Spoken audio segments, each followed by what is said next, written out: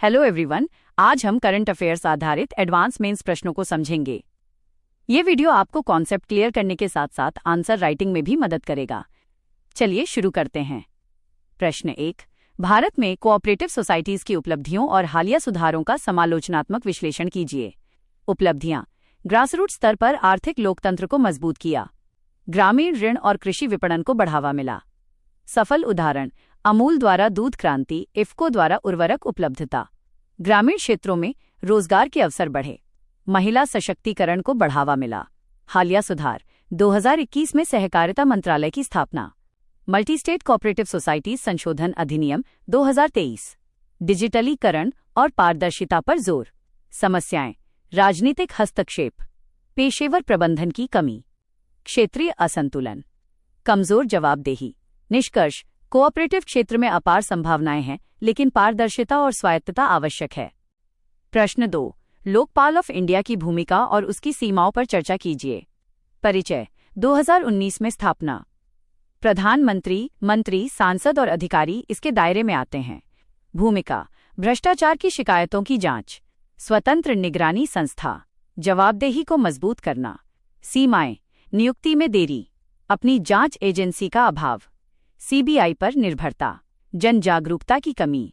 निष्कर्ष: संस्थान को अधिक स्वतंत्रता और शक्तियां देने की आवश्यकता है। प्रश्न 3। केंद्रीय सतर्कता आयोग की प्रभावशीलता का मूल्यांकन करें और लोकपाल से तुलना करें। शक्तियां: केंद्र सरकार में सतर्कता की निगरानी, सीबीआई की देखरेख, निवारक सतर्कता उपाय। सीमाएं: केवल सलाहकारी भूमिका, अभियोजन की शक्ति नहीं। तुलना: सीवीसी निवारक और सलाहकारी, लोकपाल जांच आधारित और शिकायत आधारित। लोकपाल का अधिकार क्षेत्र अधिक व्यापक है। प्रश्न 4। भारत का भ्रष्टाचार विरोधी ढांचा विखंडित क्यों है? विश्लेषण कीजिए।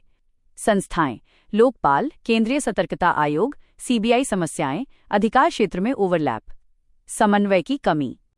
राजनीतिक प्रभाव: जांच में देरी, समाधान: एकीकृत तंत्र की आवश्यकता, स्पष्ट जिम्मेदारी निर्धारण, संस्थागत स्वतंत्रता। प्रश्न 5। यूथेनेशिया पर बहस: जीवन के अधिकार और मृत्यु के अधिकार का टकराव। मुद्दा: अनुच्छेद 21 जीवन का अधिकार देता है, क्या इसमें सम्मानजनक मृत्यु का अधिकार भी शामिल है? न्यायिक विकास: अरुणा शानबाग मामला, निष्क्रिय यूथेनेशिया की अनुमति। कॉमन कॉज मामला, लिविंग विल को मान्यता। पक्ष में तर्क: गरिमा के साथ मृत्यु, पीड़ा से मुक्ति, व्यक्तिगत स्वतंत्रता। विरोध में तर्क: दुरुपयोग की संभावना, नैतिक और धार्मिक चिंताएं।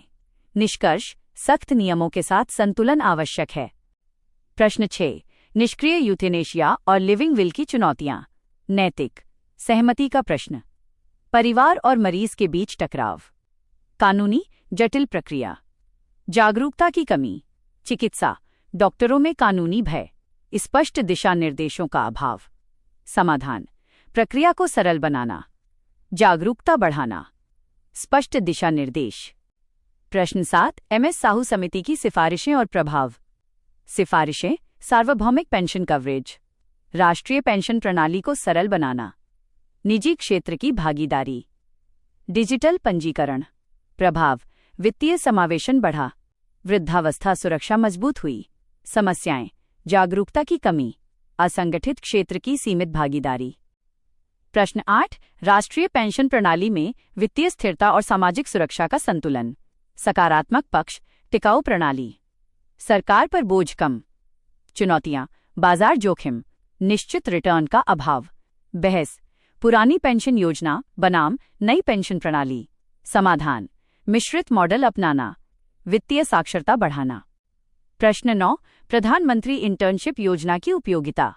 लाभ: शिक्षा और उद्योग के बीच अंतर कम, रोजगार क्षमता में वृद्धि, एमएसएमई को प्रशिक्षित कार्यबल।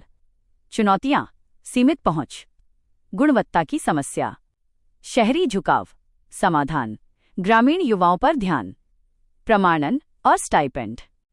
प्रश्न 10। साइबर वित्तीय धोखाधड़ी और गृह मंत्रालय की भूमिका। खतरा: यूपीआई धोखाधड़ी, ऑनलाइन ठगी। उपाय: 1930 हेल्पलाइन, तुरंत धन रोकने की व्यवस्था, एजेंसियों के बीच समन्वय। समस्याएं: जागरूकता की कमी, पुलिस की तकनीकी क्षमता कम। समाधान: ह साइबर साक्षरता, कृत्रिम बुद्धिमत्ता आधारित सुरक्षा। प्रश्न 11 डिजिटल अर्थव्यवस्था और साइबर सुरक्षा के बीच अंतर। उदाहरण यूपीआई का तेजी से विस्तार, डेटा चोरी के मामले।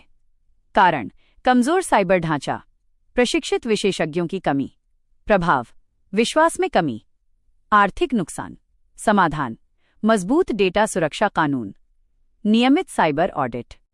प्रश्न 12 वैश्विक जोखिम रिपोर्ट 2026 और भारत पर प्रभाव। प्रमुख जोखिम जलवायु परिवर्तन, कृत्रिम बुद्धिमत्ता से गलत सूचना, आर्थिक असमानता, साइबर खतरे, भू राजनीतिक संघर्ष।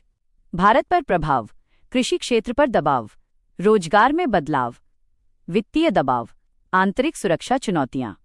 निष्कर्ष भारत को मजबूत और अनुकूलनशील शासन व्यवस्था अपनानी होगी। प्रश्न 13 क्लाइमेट चेंज और टेक्नोलॉजिकल डिसरप्शन सबसे बड़े दीर्घकालिक वैश्विक जोखिम हैं। समालोचनात्मक विश्लेषण कीजिए। क्लाइमेट रिस्क, बाढ़ और हीटवेव जैसी चरम घटनाएं, खाद्य और जल असुरक्षा में वृद्धि। टेक्नोलॉजी रिस्क, आर्टिफिशियल इंटेलिजेंस के कारण रोजगार में कमी, डिजिटल डिवाइड का बढ़ना, डेटा का दुरुपयोग। क्यों ये सबसे बड़े जोखिम हैं?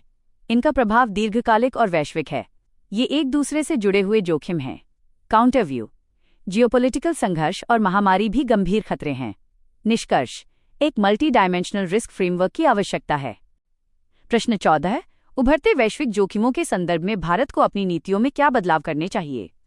क्लाइमेट के लिए रिन्यूएबल एनर्जी को बढ़ावा देना, आपदा प्रबंधन और रेजिलियंस बढ़ाना, ग्रीन फाइनेंस को प्रोत्साहन, एआई और टेक्नोलॉजी के लिए एआई रेगुलेशन फ्रेमवर्क बनाना, स्किलिंग और रीस्किलिंग पर ध्यान, डेटा प्रोटेक्शन कानून को मजबूत करना, गवर्नेंस सुधार, इंटीग्रेटेड रिस्क मैनेजमेंट सिस्टम, संस्थानों को मजबूत करना, वैश्विक सहयोग बढ़ाना।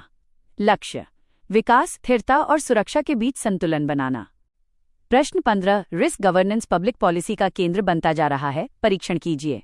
अर्थ नीतियों के माध्यम से जोखिमों का प्रबंधन, वैश्विक framework, united nation sustainable development goals, Paris climate framework, राष्ट्रीय framework, disaster management act, cyber security policy, financial risk regulation. महत्व संकटों को रोकना, सतत विकास सुनिश्चित करना, रेजिलियंस बढ़ाना। चुनौतियां समन्वय की कमी, जोखिमों की अनिश्चितता, संसाधनों की कमी। समाधान डेटा आधारित governance, early warning system, policy integration. Part B prelims MCQ. MCQ एक assertion A cooperative state list का हिस्सा हैं। रीजन आर संविधान राज्यों को कोऑपरेटिव्स पर विशेष अधिकार देता है।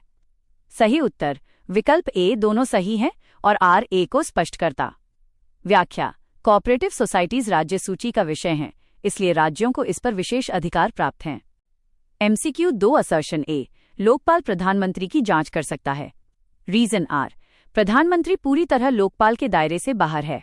सही उत्तर विकल्प सी ए सही है, आर गलत है।